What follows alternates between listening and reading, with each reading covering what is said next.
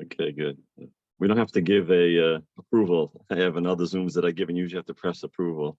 Yeah, I don't know. I don't know. Okay, so the segue from William, I don't know if he left already. I personally like to thank him.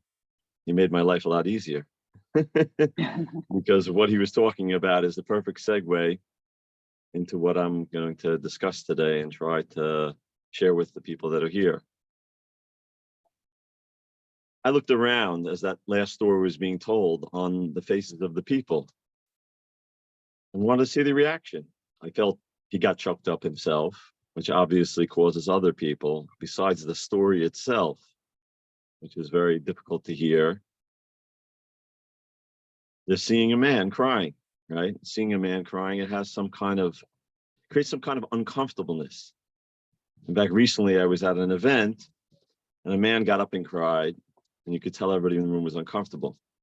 And then a woman got up and cried and spoke, and it was a different reaction. So afterwards, when I spoke, I said, look, the difference. Men get up and cry, everybody gets uneasy and uncomfortable. A woman gets up and cries, and everybody feels comfort. So as I looked across many of the women here, maybe I didn't see the men crying, but the women were crying. But today, what I'd like to talk about, which we're talking about global issues and global problem, is a problem which I call the pain pandemic. And I link it very, very strongly with what William Bill was talking about. We'd call it emotion. And the things that he was trying to do, besides the physical help, the emotional help that he was doing with other people, but he was helping himself. He was helping his son. He was helping the other people by showing them empathy. But where's the root of the issue? And the issue that today I would particularly focus on is that we know that we're in a pain pandemic. What does that mean? Anybody that turns on the news or looks across the internet and sees what's going on both sides of the big pond, the ocean, whether you're in the States or you're on this side or in Asia, the world is suffering from pain. There's never been so much pain in the world. People are addicted also to pain medicine. We know the opiate. People are dying from overdoses, and we're dealing with a world that is trying to find a way to deal with pain. But the question is the pain just physical? And maybe the root of the pain is much deeper, and it's in a place that's harder for us to access, which is in our emotional world. I particularly, just to give a little teeny bit of a background, I've been on this journey together with Ginat and then Sheldon, of course, the macrobiotic world. I've been on a journey of my own about a lot of other things. I'm a medic. I worked in paramedics. I was a first responder for a lot of years. I've seen a lot of trauma. I've seen a lot of hurt, a lot of pain. I'm particularly in the alternative medicine, helping to try to help people. But my main way of making a living, I'm a builder. But my building today is in a different realm. I physically build, and we do renovations, but I have working with me between 5 to 10, a crew of 5 to 10 boys that are troubled youth, that are dropouts out of the system. And the common thread between all of them is the same thing. This very deep-seated emotional pain. So we try to figure. I'm a discoverer. I'm trying to be Magellan. I also swim through the world, as many people who are today surfing the internet and looking around and trying to discover our world. What has changed in a world that is now so different? There has something changed. Something major has changed over the past 50, 100 years. And it's commonly called we would say in the more medical world, psychological world, dissonance. There's a disconnect. There's a major disconnect between people within themselves. There's a disconnect, which is very, very central to the ideas of macrobiotics and any ancient culture, which is a disconnect from this world, a disconnect from nature, a disconnect from the sources of our foods. A disconnect is a very, very undermining power in this world today. If we could pick up anyone here, I'm looking for my phone for a second there. I'm talking on my phone, right? I'm looking for the phone to be able to show it to you. But we are all connected, right? We're in the great connection. This is the connection generation. Everybody's connected. I could talk to people all over the world. I had for a while, I was teaching parenting over the internet on Facebook, had about 11,000 followers, teaching parenting. You're connected. But after a period of time, I started to understand that we are humans and the connection with all the grandeur of this Zoom affair that we're in, right? We are meant to do exactly what Bill, Mr. Spear, he doesn't want to say, Dr. Spear, because he's a doctor. It doesn't make a difference. He has a degree. He's a doctor in humanness. He understands what it means to be human. He's learned what it means to be human. His hugs, his warmth, his storytelling. His storytelling is not stories. It's him. It's who he really is. So when you meet people, this I always go around and I meet people. This comes from my wife, who happens to be out right now because we had a grandson a few days ago, and they're in the house here with us, this little baby, which is always a Mazel beautiful thing tov. to see, right? And we see the child, the mother, my daughter, and my son-in-law. And children and babies are just totally connected. They are in the present and they're connected with who they are.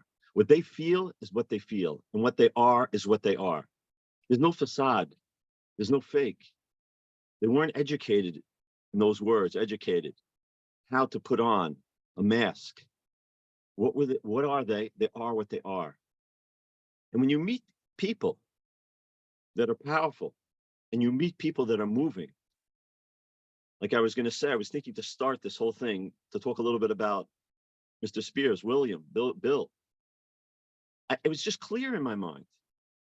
If the male leaders, well, obviously it's also female leaders, but the male leaders, who in general men are a lot like this, if half of them were half of Bill, our world would look completely different. Would look completely different. But we're in a disconnect. People are completely disconnected.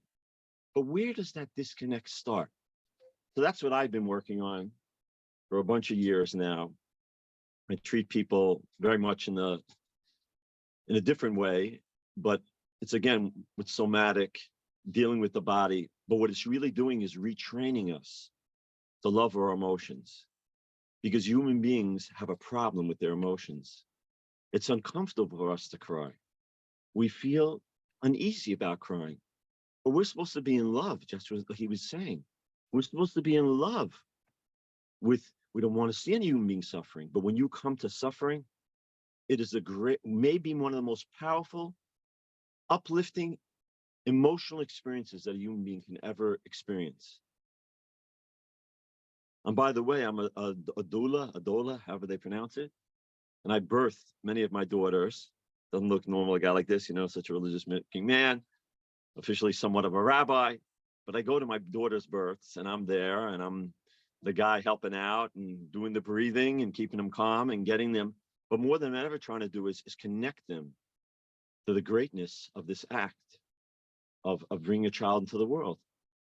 And the same thing I do when I'm with my workers and they're screwing the sheetrock into the wall. There's greatness in feeling that I build this world. There's greatness in helping another human being. There's greatness in walking in the street and just smiling at somebody and saying good morning. That's the greatness. But what's the problem?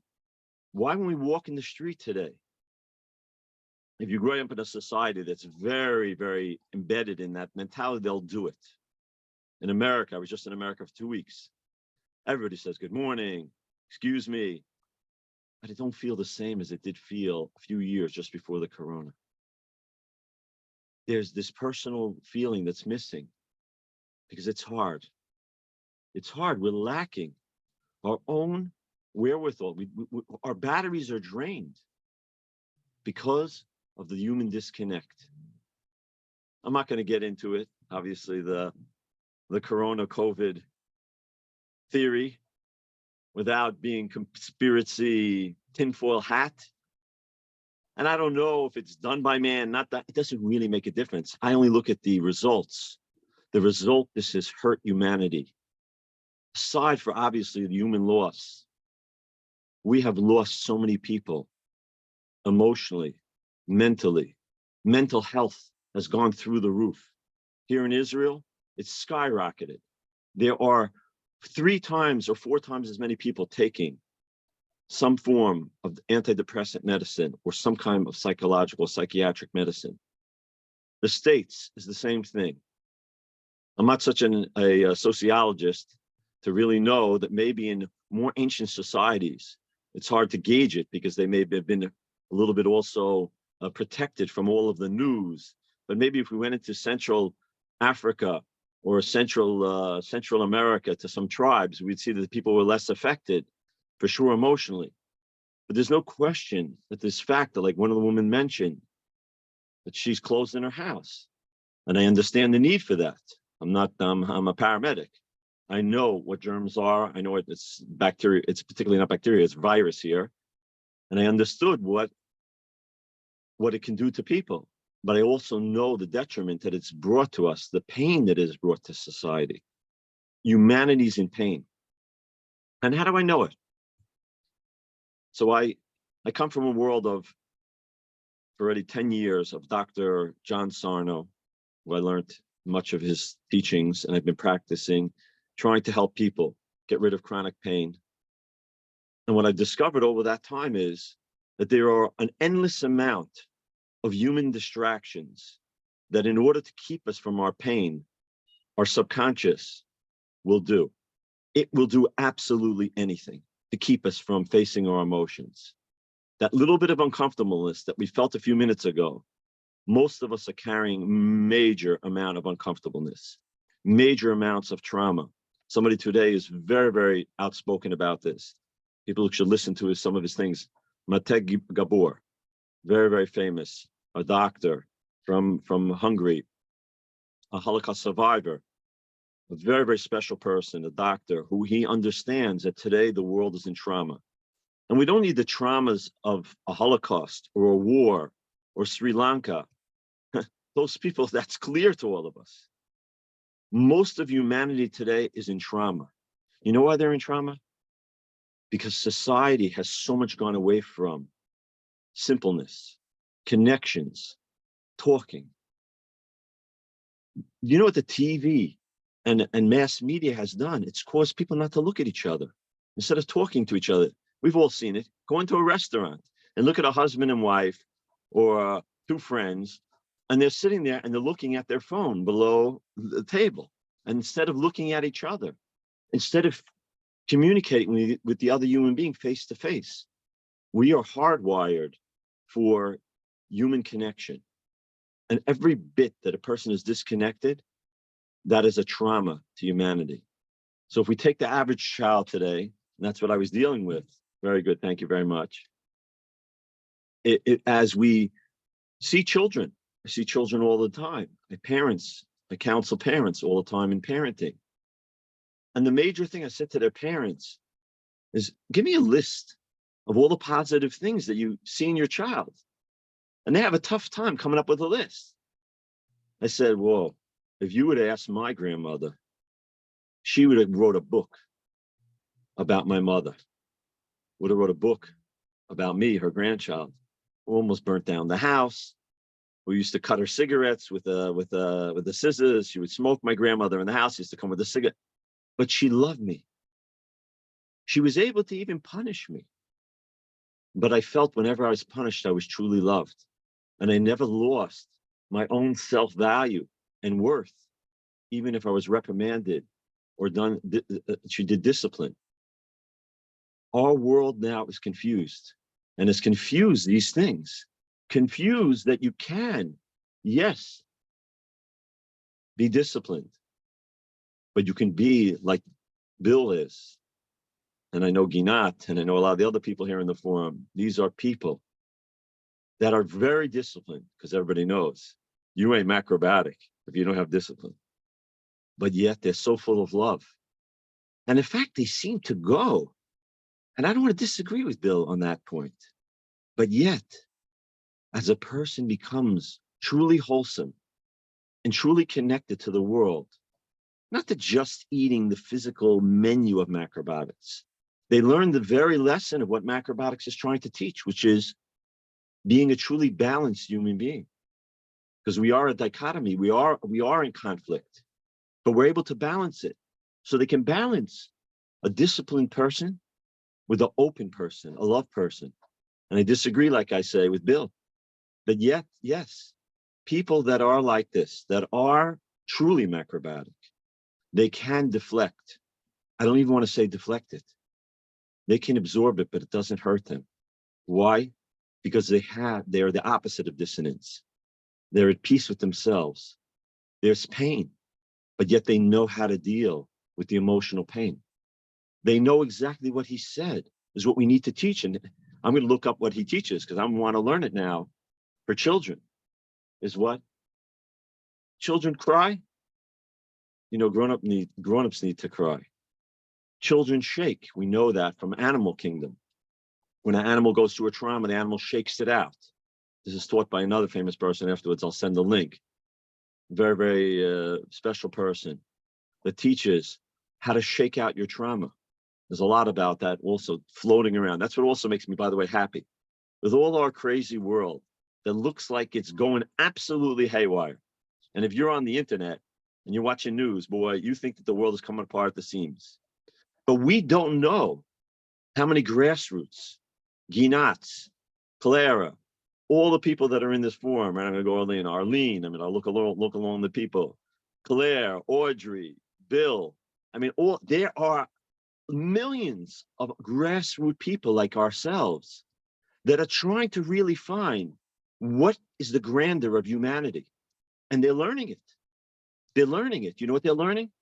They're learning that it's breathing, that it's feeling ourselves, that it's mindfulness, that it's ancient wisdoms of meditation, of the wisdoms of India, the wisdoms of the Far East, the wisdoms that are been even hidden from the Jewish people in all these books, right? It's there. But for many, many years, the Jewish people have been a very, very codified people, very, very into codification. And even in a certain sense, Judaism has become a very, very, almost, I want to say, an external religion. But all real religions and all ancient wisdoms were to connect to the inner person, who they really are. And how do we connect to that?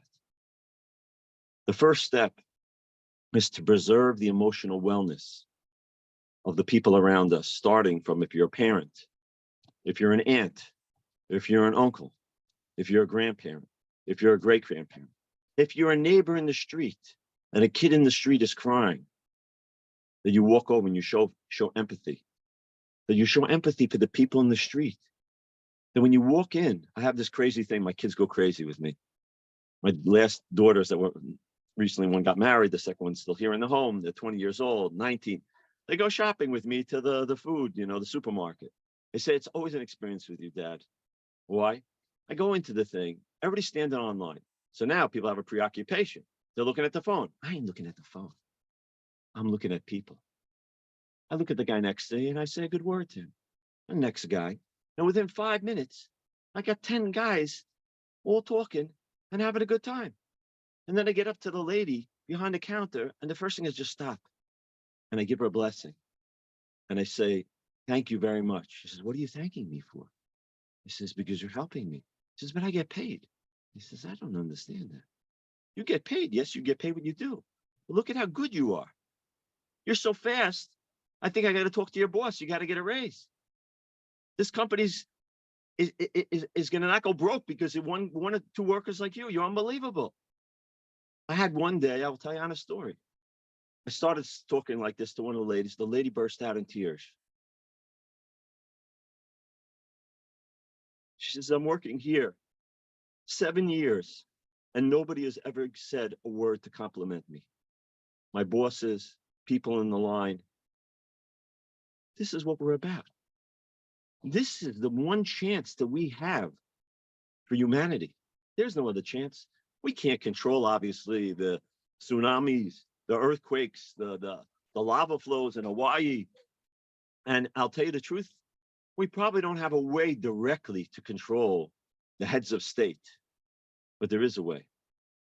When more of humanity becomes in connection with themselves, that they feel good about themselves and have enough emotional strength, enough emotional batteries, and they can spread it around just exactly as Bill did and other people are doing. And these people are humanity. They are what humanity is built on. So I'm going to talk about one or two other little things that's particularly, I know, for us as grown-ups that may not have gotten exactly all that beautiful, flowery child raising that Bitzalel, Peter is my English name if it's easier for you, that Peter dreams of. Because I dream of the hothouse. I dream of the greenhouse where the children grow up in a utopia where there's just love. But we know we're in a world. I unfortunately deal with many young men. Most of my workers have been sexually harassed when they were young children. And I can't control that. But what can I control? I can control how I act with him today, how I make him feel about himself today, what I can do to make him feel better about who he really is, and not be disconnected from himself. He won't need the disconnection. He won't need the distractions. What are the distractions, like we said? They're all the addictions. Oh boy, we got a generation of addictions. You can be addiction to money, to pornography, to internet, to money, to chasing up everything. You can be addicted to food. Woohoo. People are addicted to food. Go through one of these 10-day things with Ginat that we did the last time. Boy, you'll learn how addicted we are to food, right? And what? And we're going to learn. That's what Ginat had taught me. I never believed how addicted I was to food until you become acrobatic. Boy, you don't think you're addicted. I was never heavy. But I was addicted to food. I needed those in the middle of work to run out and get a pizza or 6 scoops of ice cream. But all of a sudden you start to see, wow, when I feel good about myself and about those around me and feel good about the world, I have enough power within myself to share that with others. When I see a guy like Bill, I say, wow, thank God. There are still, and I know there are, but when you meet him and you see a guy and you hear him talk, you say, wow, there are human beings that have that still within them. And we're not represented by we got to go back to the Boston Tea Party, right? Taxation without representation. Now it's representation without representation. These people don't represent us. All the people that you see on the internet, they don't represent us. The world that talks about all the billionaires and all these success stories, they don't represent us. It's the Bills, it's the Ginat, it's the people in forums like this all over the world. They're the people who represent us. They represent humanity.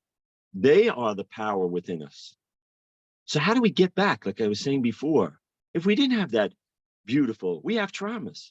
Many of us, we grew up with maybe difficult parents from all different levels, from abusiveness, whether it's physical or words or just ignoring their children, and all sorts of situations that we've gone through. What do we do? What do we do? So there are a lot of things to do. The first one is become aware of your emotions. That's the first learning process. We are in total denial of our emotions. And ever we come face to face with them, we want to close down and we don't want to feel them. If we're about to cry, we don't want to cry. We're about to scream, we don't want to scream. We're about to feel joy, maybe it's not so proper to feel joy. Different societies, we know these things are societal. I was just now in Portugal with my wife on the way to the States. In Portugal, just like Spain, the people are there in your face, right? They say the emotions, they talk it out, like in Italy or in Spain. It's beautiful, but we know different societies have it. But every person on their own level needs to have a communicate with themselves, with how they feel about themselves and how they experience emotion. The major tool for this, one of the major tools, is mindfulness. Person go out and learn. I ain't gonna teach it to you now in 5 minutes, but the idea is very powerful. One of the most healing things Even modern medicine is coming around to the power of mindfulness, and similarly, meditation. Mindfulness is, in a certain sense, a lot easier than meditation. A lot of people have meditation, trying to get your mind focused on one thing is like, whoa, that's impossible. So what can you do? Just be aware of yourself. Be aware of what I always call the bridge to the world, the bridge to ourselves. Where is the bridge? The bridge is our breathing, our feeling of our breath. Without becoming too scientific here, in the short period that a person breathes in and out, you are changing from your sympathetic to your parasympathetic system, your healing side to your fight or flight. Every time you take a breath, we can experience it now. Every one of us, if we just go, everybody go like this. What do you feel? Take a quick, short breath. You're protecting yourself. Why are you taking a breath? This might be your last. You need to take air because you don't know if it's your last. You're charging your system now to now escape the lion, to escape the warrior, to escape the abusive parent, to escape the abusive spouse, escape your boss, or just escape yourself. So we breathe in quickly and short. How do we relax ourselves? Breathing out. People that teach breathing that really know breathing. It's not a breathing in. Where you need to put your focus is on breathing out. Breathing slowly and truly relaxing yourself as much as you can on every breath and being aware of that feeling. Take a breath. Now let it out. And you just feel the calm. You feel calmness. It comes over us. And we can start to become aware. This thing is charging me. Maybe I can look at it a little different. Maybe I can feel a little differently. I'm feeling now like I'm getting charged up. So I'm not looking always just for the practical.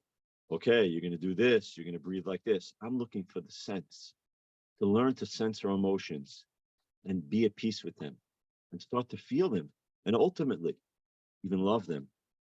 As he said it so eloquently, Bill, the experience of seeing such horrific trauma can be a very uplifting, a very powerful human experience, and allowing us to engage within feelings within ourselves. He did an amazing thing. He took his son and did it together with his son. He sounds like he's done it many times. And what the person then, he learns to feel that emotions are a powerful and a good thing, and I can live with them. I don't need to run away from myself. I can be with myself whenever I need to be. The person can experience sorrow. It's powerful. In fact, I will give you a bit of Torah, a bit of biblical wisdom. When a person dies in the Jewish religion, there's the idea of sitting Shiva. 7 days they sit in their home, and people come and visit. Unfortunately, people don't know what you're really supposed to do. They come and they gab and they talk. And exactly as Bill said, just the talking doesn't do it. You're not supposed to talk. You're supposed to wait for the person who's lost somebody that they should speak. But there's more than that. It's just being there, just being present. We keep your space. Now I'm remembering that I even said this at the Avelus, at the house after we buried Sheldon, God bless his soul, that we come to just be, because that's a powerful human way of just allowing people to live with the emotional experience that they're in. They know there are those that are around them. We have no judgment of you. We demand of you nothing. We ask of you nothing. We're here for you. That's what Bill and all the likes of him do. Whether they give physical aid, emotional aid, just by being there. This is a takeaway for us. We need to be there for ourselves. That's the hardest part. I said it once to somebody that was in this forum for a long time, became a very close friend of mine, Professor Shinhar. And I once said it to him and he laughed at me. And then after a few months of friendship and working together, he said, Bitzalel, you're right. I said, we need empathy for ourselves. He says, but he's a professor. I'm just a dropout, right? He says, empathy in the dictionary is for others. It's not for yourself. I said, oh, I'm making it up. Let's start having the empathy for the other side of ourselves, for the emotional side of ourselves. Start to feel for who we are. Start to be with ourselves. Start to feel that it's okay. It's okay to feel emotions. It's okay to feel depressed. Carl Rogers, for those who know him, famous psychologist, who changed the face of modern psychology from Freudian thinking to his more, I would say, positive human thinking, said after 50 years of practicing psychology, psychotherapy, and treating endless amount of people, is the most powerful thing that he ever found is true empathy. And his definition of empathy, and we'll tack it up here afterwards, right? Yeah, he's fine. Yeah, Dr. Shinhar, Professor Shinhar is good. He goes back and forth between the States, and he's in Boston. I don't know which time bracket he's on exactly right now, but he's good. So Yeah, I just spoke with him and his wife yesterday. They're great. yeah. I'm in communicate almost all the time with him. And he said to me about this empathy. But Carl Rogers says that empathy is the ability to climb into the world of the other and be with that person in a way that's so gentle, that doesn't, how would we say, make the other person uncomfortable, make them feel that I'm just, because daintily moving around within the world of the other. But yet, he says it's important that you can extract yourself from that world and step back. So even ourselves, we know that we are, as I said before, somewhat of a dichotomy, somewhat of a split personality human being. I have even a bigger problem because I'm a Gemini, right? But we're split. We're split, and we know what that dissonance comes from. That dissonance comes from what somebody earlier also mentioned, what we think we need to be, what we were told we need to be, what the world thinks we need to be, and what we feel we are. That's where it all starts. That's where mental health starts. Unfortunately, mental illness starts when the child starts to feel the separation between the two of them. The child feels that he's good. He is good. So why is my father or my mother belittling me? I'm truly good. I know that I'm good. He knows it. That's what he feels. He knows it. He didn't do anything wrong. But yet the parent is belittling. They have to find a way to compensate for that dichotomy, for that difficulty between these two things. How do they do it? They do it by building a disconnection. And they just more and more disconnect. And you got to fill it in with something. And we fill in the disconnection with all, like we said, the distractions. And Dr. Sarno's theory of pain as a major distraction. And illness can be a very, very powerful distraction. Very, very powerful distraction.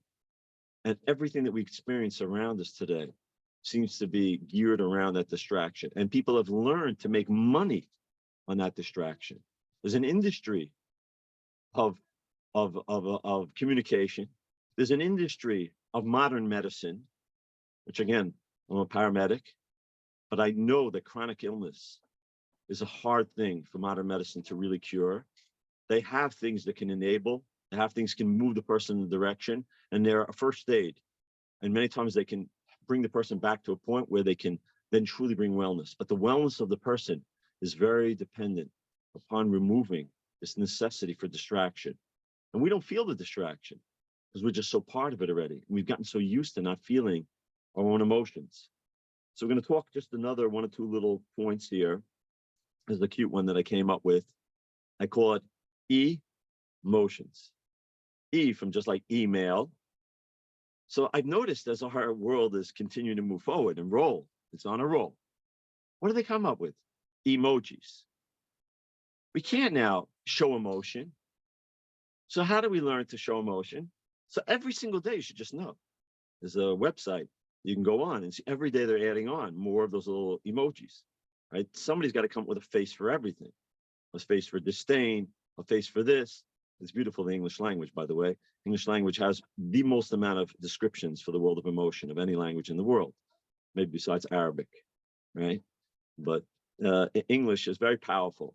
But yet now they're trying to replace human emotion, which we see in a person's face, we see in a person's body, we see from the feeling, and they're replacing it with this little thing, this little yellow face. And sometimes when they want to really like to change the color of the face, we're in a world of emotion. We have lost the ability to be connected to humanity. Every person you see, what are we supposed to be going around and doing? We're supposed to be hugging each other. We're supposed to be showing kindness. We're supposed to be showing love. We're supposed to show care. That is the only, in my eyes, that's the only chance I think we really have. Now, of course, we know, and that's what macrobiotics taught, that there's a very, very delicate balance in our world. It's a balance towards everything. It's a balancing about caring about nature. You know, I didn't grow up like that. I grew up this real American kid. You never thought about a plastic bag. But every time I walk into a store, I think about a plastic bag. I think about the oceans of garbage. I think about what kind of place I'm going to leave this world for my kids. I think about, and I'm not getting into, again, I'm not going to analyze, is it better electric car, this kind of, I don't know anything. I just know as human beings, we need to care about that. We need to care about the world that God gave us. We need to care about the world that is here for all of us and for all of humanity to share together. We have to care about the world. And that is one of the very, very deep meanings of macrobiotics, which is to create this balance. If human beings are balanced in nature, in what they eat, and how they act, because real macrobiotics is not just how you eat, it's how you take a shower. It's how you react. It's how you feel. It's how you emote. It's how you interact with other human beings. It's all part of macrobiotics. It's all part of truly bringing us into a place where we can really feel comfortable with who we are and with those who are around us. So I would recommend a few things. One is that people spend time, I know sometimes we can be overcome, looking and learning to deal with their emotions. However it is, every person, it's a different way. It doesn't make a difference if you go to a psychologist, or you read books about it, or you do breathing, or you tai chi, but look to the emotional side of it, or yoga, or breathing techniques, or even when you eat, to feel the feelings that you were meant to feel grateful, to feel empowered, to feel energetic. What are these feelings that are within us? We are a feeling being. If anybody will go around and look out at the world, who decides who the president of the United States is? Emotions. Who decides that the president was in Israel? Emotions. Who decides this thing? What people buy in the world? Emotions. The whole world is functioning. Yes, they tell us, they got a better car, they got a better this, but in the end, it's emotions. That's why Apple is the largest company in the world. Because if you listen to a fellow named Simon Sinek, you could write that name in, very special guy, who talks about what he calls the outer circle and the inner circle, or the what and the why. The people that are unsuccessful, they sell the what. The people that's successful, that are truly humanistic, and even the companies that become humanistic, at least learn to market the humanistic side, is the why. Apple marketed the why. They didn't market the what. The what is Dell. You got a computer, this is what it's got. But nobody would buy, nobody would watch a movie from Dell, right? Nobody will buy something else from Dell. But Apple is an experience. It's human. That's what they try to market. I'm not pushing Apple guys. I get no percentages from Apple here. But what I do get is that we need to learn. Wow, unbelievable. People willing to donate their kidneys, their liver. You can't donate the liver unless you die, right? You can donate only your kidneys. But we can donate our heart. That's exactly why I felt it was such a perfect segue. And always Ginat has heavenly help to how each person connects into the other one. And I've been very, very busy here within the house. And today happens to have been the circumcision of my grandson, who just came back. And it was, I also looked at the thing, I said, oh, wow, that's great. It's at 5 because the meal finished, we made it home. And this was like, this. I didn't prepare this, right? This is, the child was born 8 days ago, and that's it. This has got to happen. And Ginat's thing was already set up. So, but it was not just chance that I spoke after Bill, William, Mr. Spear, that he is a person, and these are the kind of people we're looking for. And I know that the people are in this forum, this is who they are. There's no question about it. They're heart people. We had people in this forum, people unfortunately that passed on. Two of them, a husband and wife, a year or so ago. Also, they were part of this forum, very special people. For a while, I also was helping a little bit there. And what kind of hearts these people were. What did they try? What were they after? The husband, all he was after, he wanted to try to change some of the way business was done in Israel. It was done in a more, we call it a proper way. He was a South African and was looking to do it, Mr. Dubrin, right? He was looking to. It was all about honesty. To be honest. Honesty in business. And he wanted to make a change, and it so much hurt him. It broke him. It really broke him. Because he wanted and he thought he would be able to make a change. So with this, we're going to end with a prayer for all of us and for all of the world, right? We're praying for all of us and for all of the world, that each one of us are empowered to try to feel good towards ourselves first, because that's where the battery is charged. And we gain power from connection with other human beings. We gain power in helping other human beings. And that we should be blessed all together to make some impact. I got a problem. I got the same problem that Ginat's got. What do we have? We want to change the world. But these things are not always in our hands. So what do? We got to do it on the small. So we dream, and I have dreams, but it should never stop us from making those small little acts, the tiny little acts. And every one of us, it will be like a cascade of human beings just caring about each other and showing they can emotionally accept each other, emotionally accept ourselves.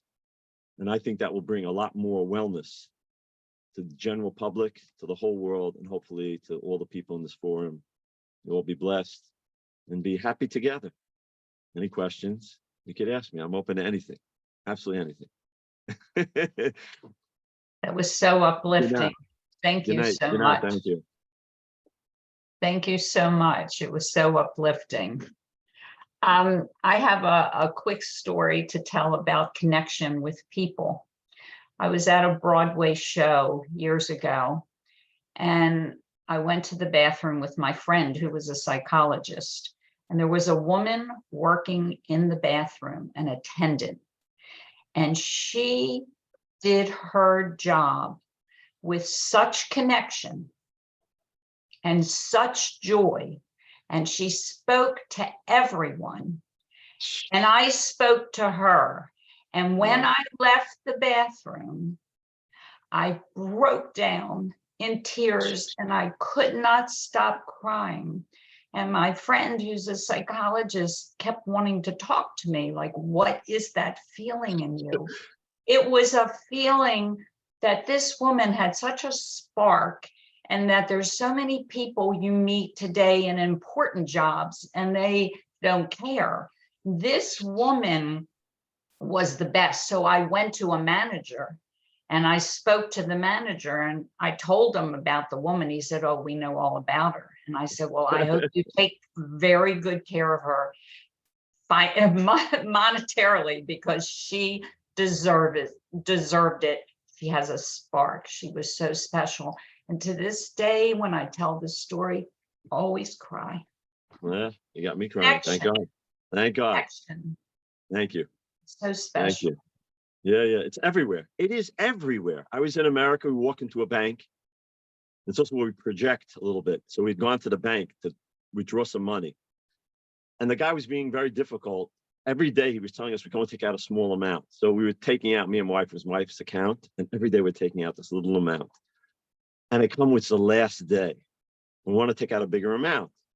And I walk in and my wife's telling me, Bitzalel, Peter, think in your mind positive, project good energy.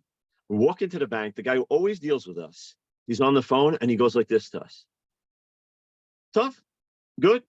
I go over to another guy and the guy comes out from behind, very sweet looking guy. And he right away, you could feel the hug. You could feel the hug behind the bank teller, behind the glass. What can I do for you? And it wasn't fake. It was real. And then he helped us. And my wife said, can we take out? He says, look, don't let the other guy know, but I'm giving it to you, the big amount that you want to withdraw. And then he looks at me and he says to me, I want to bless you. You're the reason for who I am. Me and my wife stood back. We didn't understand. What's he talking about? He says, your name is Mr. Brown. My mentor is a fellow named Paul Brown. And it reminded me of my mentor. This fellow came from Sri Lanka, from a very difficult place. He was brought to the United States by civil service by a fellow named Paul Brown, who worked in the civil service. And it changed his whole life. And he says, everything I have is a blessing from this man. You remind me of this man. I want to bless you. I want to hug you. There's a hugging going on in a bank, right? What is going on here? This is humanity. This is us. This is the great people. This is you. And it can be any one of us. We just got to be open. You got to be open. You got to just walk in the street and be willing to smile and willing to stop and look the people in the eye and feel a little bit of empathy and just say something that really means something to somebody. Because that's what we got to think. We're in the street and I got into an elevator 2 days ago in a hotel when I was in the States at this wedding. And the people from the wedding, they're all religious looking guys like me. And this person got in. He ain't a religious guy. And he gets in and he looks at me and we look, and this and that. I just smile at him. And the guy starts going like this. Starts cracking his neck. I said, whoa, you're really good at that. And I couldn't believe it. The guy looks at me and says, I've been practicing this for 2 years. Nobody ever said that I'm good at it. I said, 1 second, I come over here. So I know a little bit of chiropractics. I did a little bit of thing on him. He was walked out of the elevator. He was on cloud 9. You can do this to anybody. You can do it to anybody. And that's exactly as this young lady had told us a story. You can do it to the person because everybody's waiting for it. Everybody's waiting. We all need our batteries charged. We all need to have people approve of us. We all need people to love us and appreciate who we really are. There's no question every one of us has this power within us. We just got to be willing to open. You got to get on a plane. I'm contacting Bill. We may be on the next plane with him because we need this. This is what we need. This is what's going to do it. Well, Ginat's probably laughing. She sees all the guitars in the background, right? Where the guitars are. She's used to the books, right? The books I've been studying for years, right? Where's the guitar come from? The guitars come from because 1.5 years ago, 2 years ago, my mother died. And right before my mother died, I started to feel something tugging me. I got to play an instrument. I always wanted to. So that's an unfulfilled dream inside of me. This disconnect from years of myself that I always want to play an instrument. So I went. There's enough guitars in the house because I got a daughter and a son, and I'm always looking at them and listening to them. And I just whipped out the guitar. And I just played and played. Now people come around, you do this, you do that. I says, no, I don't perform. I charge my batteries. That's what we're looking at. I sit here sometimes and songs come out, some of those great oldies, and I'm looking them up. The Sound of Silence, Mother Mary. We just play them, and the tears flow, and you feel good. And you feel you can recharge yourself, and we have more power now to empower others. So if anybody else has a story, we're all happy to hear them because they empower all of us. You naturally got some good stories. Yeah. First of all, thank you so much for mentioning Sheldon. It feels so good. I'm going to invite people to share whatever it is we want. I'll stop the recording so that those who want to can stand up, walk around. And before I do that, I'll thank you with all my heart, Bitzalel. I'm so happy that you joined us. And Mazal Tov on your Simchot.